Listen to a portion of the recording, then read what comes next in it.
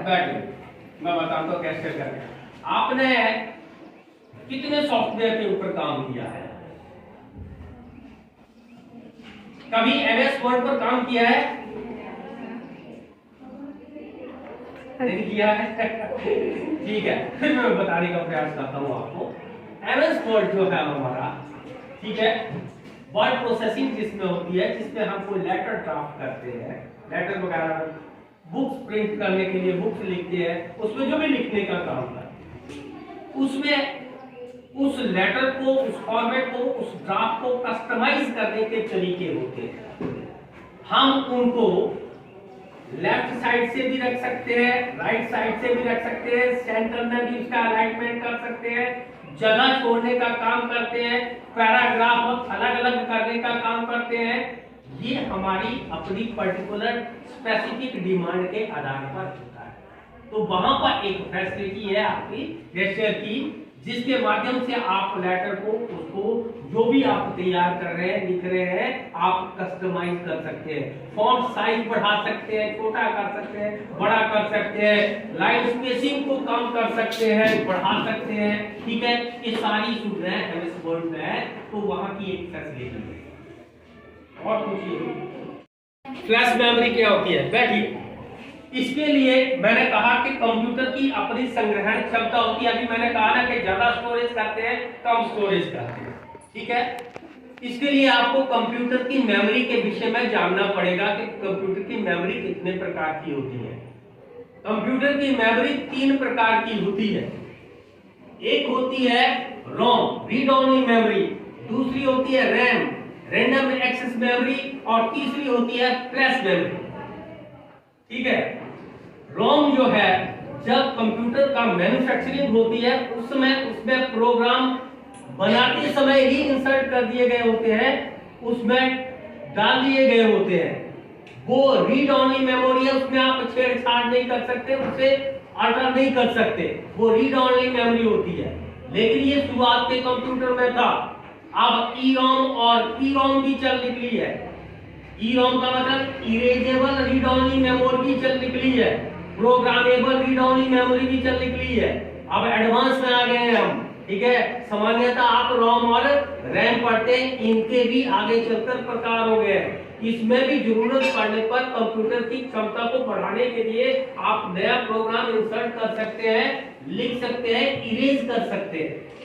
Random access memory जो है एक वोलेटाइल मेमोरी है, उसमें आप डाटा का स्टोरेज कर सकते हैं। लेकिन ध्यान रहे, रैम की एक खासियत है, जैसे ही आप कंप्यूटर को स्विच ऑफ करेंगे, वहां से आपने जो लिखा हुआ है, अगर आपने उसे पर्टिकुलर कहीं पर सेव नहीं किया तो फिर वो चला जाता है।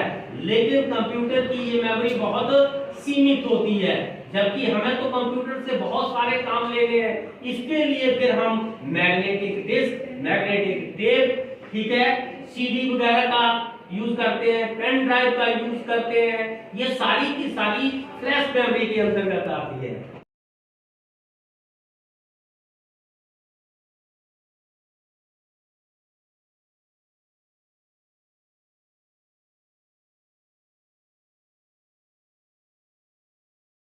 आपकी क्वेरीज क्या क्वेश्चन? हाँ पूछो। पूछिए। डेस्कटॉप और लैपटॉप में क्या अंतर है? डेस्कटॉप और लैपटॉप में क्या अंतर है? बैठिए। इन्होंने जो प्रश्न किया है वो है कंप्यूटर के प्रकारों में आता है, ठीक है। कंप्यूटर के प्रकार जो है उनको जानना इसके लिए बहुत जरूरी है, तब डेस्कटॉप और लैपटॉप में आप अंतर समझ पाएंगे। कंप्यूटर को जो डिवाइड किया गया है, उसके प्रकार जो बनाए गए हैं, या तो उसकी कीमत के आधार पर बनाए गए हैं, या उसकी प्रोसेसिंग की स्पीड के आधार पर बनाए गए हैं, या उसके आकार के आधार पर बनाए गए हैं। सामान्यतः आकार के आधार की बात की जाए तो कंप्यूटर माइक्रो कंप्यूटर होते हैं, जो सामान्यतः आप यूज करते हैं। दूसरा मिनी कंप्यूटर होते हैं, ये थोड़ा सा महंगे होते हैं आकार में और बड़े होते हैं। तीसरा वर्क स्टेशन होते हैं, जिसके साथ सैकड़ों कंप्यूटर जुड़ सकते हैं एक ही कंप्यूटर के साथ। और चौथा होता है सुपर कंप्यूटर, जो स्पेस के सिटी में जो है, मतलब स्पेस के बारे में हमें जानकारी देता है, या जिसे डिफेंस में यूज किया जाता है। कई बार क्वेश्चन पूछ लिया जाता है कि सुपर कंप्यूटर में भारत का सबसे पहला सुपर कंप्यूटर कौन है, तो उत्तर होगा परम। परम कंप्यूटर जो है भारत का सबसे पहला सुपर कंप्यूटर है। अब इसमें जो मिनी कंप्यूटर की बात की मैंने, माइक्रो कंप्यूटर की बात की, उस कंप्यूटर की श्रेणी में आपके पीसीज आते हैं, यानी पर्सनल कंप्यूटर आते हैं। और ये पर्सनल कंप्यूटर आगे चलकर दो हिस्सों में आपके डेस्कटॉप और लैपटॉप में डिवाइड होते हैं। अब इनमें अंतर क्या है? पहला अंतर तो ये होता है कि डेस्कटॉप जो होता है लैपटॉप की अपेक्षा महंगा होता है। अगर गति की बात की जाए तो उसकी गति लैपटॉप से अधिक होती है। नंबर 3, उसकी संग्रहण क्षमता, स्टोरेज की कैपेसिटी लैपटॉप से अधिक होती है।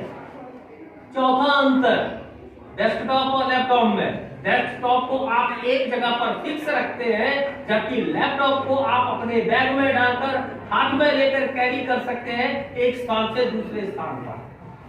नेटवर्किंग स्पीड की बात है तो डेस्कटॉप में ज्यादा होती है, लैपटॉप में कम होती है।